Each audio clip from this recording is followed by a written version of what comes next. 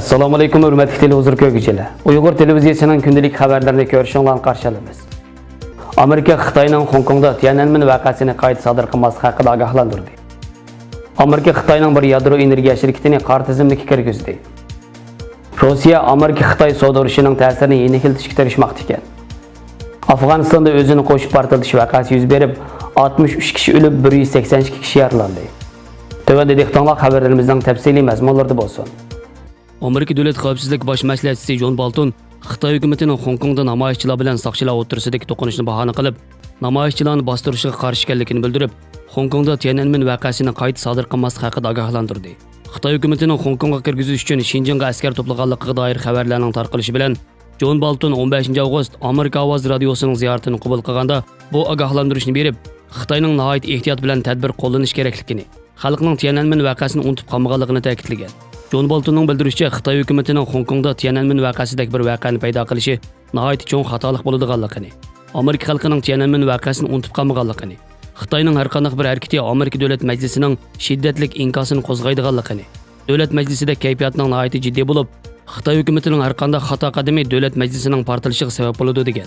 Xitoyning Angliya turishliq bosh elchisi Liu Xiaoming payshanba kuni bayonot e'lon qilib, Hong Kong vaziyati davomli yomonlashsa, Beijing hukumatining qarab turmaydiganligi, Beijingning qalayimqonchilikni tez orada besiqtirishga chorasi va kuchi borligini bildirgan.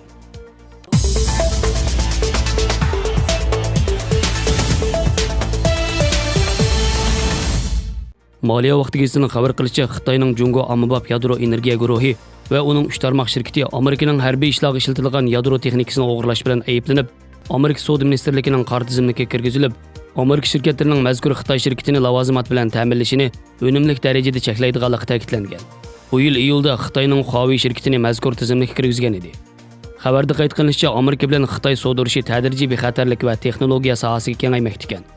Amerika Savdo ministrligi Jungo yadro energiya guruhini qor tizimiga kelishning oldida Amerika energiya ministrligiga tekshirish olib berib, Energiya ministrligi 2018-yil dekabrda Xitoyga yadro texnikasi eksport qilishni cheklab, Xitoyning Amerikaning ommaviy yadro texnikasini o'zining qonunsiz harbiy ishlariga ishlatishning oldini olishni qaror qilgan. Xitoy shirkatlarining qor tizimiga kelinishi Angliyaning bu shirkatlar bilan bo'lgan munosabatiga kuchli besim paydo qiladi ekan.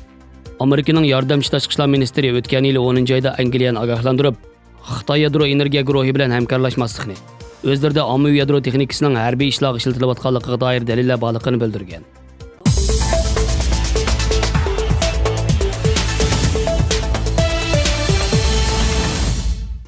'Rossiya iqtisodiy taraqqiyot ishlari ministri Maksim Orishkin Amerika Xitoy savdo urushi sababidan o'tirg'i chiqqan ta'sirlarni yengiltish uchun Xitoy va arab davlatlari bilan unumli bir shaklda xizmat qilayotganligini bildirib, Gorno-Altaysk shahrida muxbirlarga bergan bayonotida Amerika Xitoy o'tirsida qaytadan yalqinlashga boshlagan savdo urushlarining Rossiya iqtisodiga ko'rsatgan ta'siri ustida to'xtalib, Xitoy Amerika savdo urushining Rossiya iqtisodiga ma'lum darajada cheklash ta'sirlarini ko'rsatganligini bildirdi. Orishkin dunyo iqtisodidagi ostilashning Rossiya iqtisodiga ko'rsatadigan ta'sirini yengiltish uchun kerakli xizmatlarni davomlashtirayotganligini tushuntirib, dunyo iqtisodidagi ostilashga qaramasdan Rossiyaning dunyo bozoridagi hissasini oshirish uchun Xitoy va arab davlatlari bilan unumli bir shaklda xizmatlarni qilayotganligini, bu orqali Xitoy Amerika savdo urushining ta'sirini tangponglashtirmoqchi ekanligini bildirdi.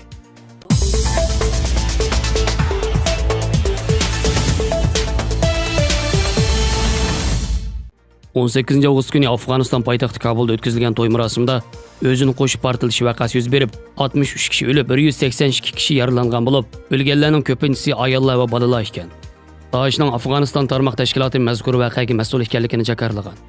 Bu voqea Amerika hukumati bilan Taliban taraf tinchlik suhbat olib berayotgan bir mezgilda yuz bergan bo'lib, Kabul xalqi bu terrorlik voqeasidan qattiq g'azablanib, o'ldirilganlarning begunoh fuqaro va shiya musulmonlar ommasi bo'lib, voqea Daeshning tex taltukisi yo'qmaganligini bildirdi ekan. Bu voqea mushilning beshidan buyangi Afg'onistonda yuz bergan eng qonliq terrorlik voqeasi ekan. Xabarlarimizni ko'rganingizga rahmat. Ko'rishguncha omon bo'linglar. Xayr xo'sh. Allohga omonat.